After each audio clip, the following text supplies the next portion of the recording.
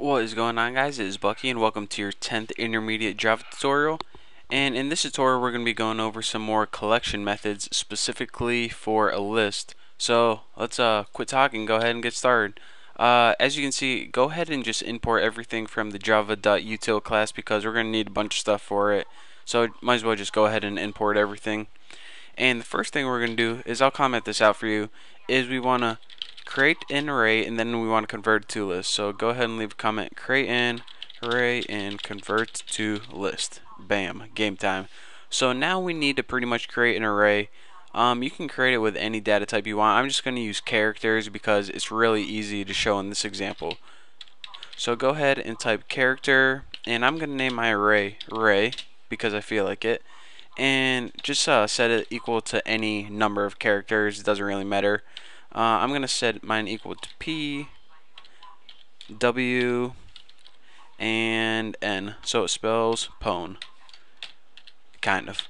So, alright, so now we have an array of 3 characters. So we're good to go. And now, since we're going to be performing methods in the collections class, we need to make a list. So go ahead and make a list, and of course we want to put character since we want to cast that, and you can name your list anything you want. I'm just going to name mine L because I'm too lazy to type anything longer than that.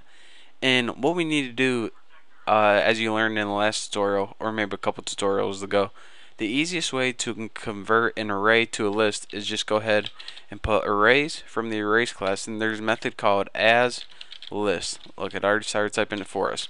And then as your parameter, you put what array do you want to convert to a list. Well, let's go ahead and convert that array we just made, named array, into a list. Now after this, we want just a little display of what we did. So go ahead and put system out print line, and you can just print pretty much anything you want. I'm just going to go ahead and put list is, put a colon, space, and now we're going to write output, and as your parameter you want to output that list. And you see we get an error message right here because we didn't create the method output yet. It's not a built-in method. So we're going to be creating this later on, so we're going to get an error as we're programming it, but when we're done with this tutorial, outside of the main method right here, we're going to be creating another method to fulfill this requirement. So now that we're done with this little chunk of code, what we need to do first is, as promised, call methods from the collections class. And as you know, when you call methods from the collections class, they also apply to lists because lists inherits everything from collections. So let's go ahead and leave another comment and put reverse and print out the list, and make sure you have a couple typos in there because it just looks cool. And from here we can go ahead and put collections dot reverse, and this is the very first collections method I'm going to tell you. What this method does is pretty much take any collection and reverse it. So go ahead and pass in L, since remember L is a list and a list is a collection, so that's why we're able to do this.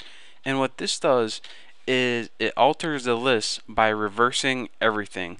So let's go ahead and system out print line, and just go ahead and add a little comment, be like after reverse, doesn't matter if you type that right or not. And now we just need to go ahead and output L again, but unlike before where it's just in normal order, it's now going to be reversed if we coded it right. So now we have what we did is we created an array and then we converted it to a list right here, and right here we took that list and reversed everything.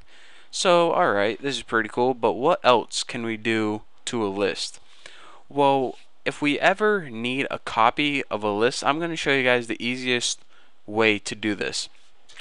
The easiest way probably is to make an array of the exact same size, create that array, or excuse me, convert that array to a list. So now you have an empty list that's the same size as the original, and you can call a method called copy, which pretty much takes everything from the first list and puts it in your new list that you just created. So now they're pretty much the exact same list and you have 2 copies. So now that I told you how to do it, let's go ahead and put the code down. So we're going to create a new array and a new list, and from here just name it character, I'll name it new array for new array, and just go ahead and it's equal to new character, and for your parameters put 3 since there's 3 characters we're going to be passing in. Now let me itch my eye, and that felt good. So list, and of course we're going to be just creating it same as before, character data, and what am I going to name this one? I will name it list copy. How original is that? So set this equal to array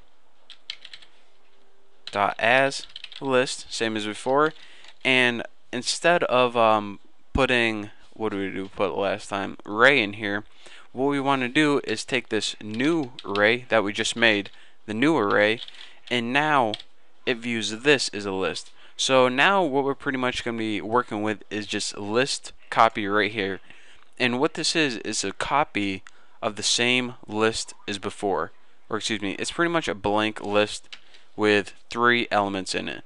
So now what we want to do is copy the contents of list into list copy. Easy enough. So let's go ahead and add a comment. Copy contents of lists into list copy.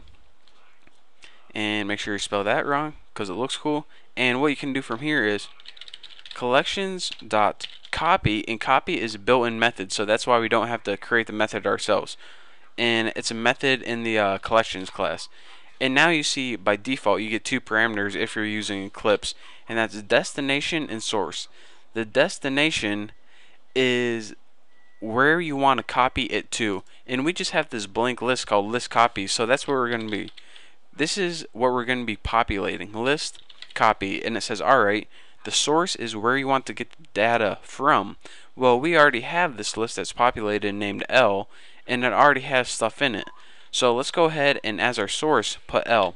In essence, what this does is it takes everything from L and it puts it into list copy.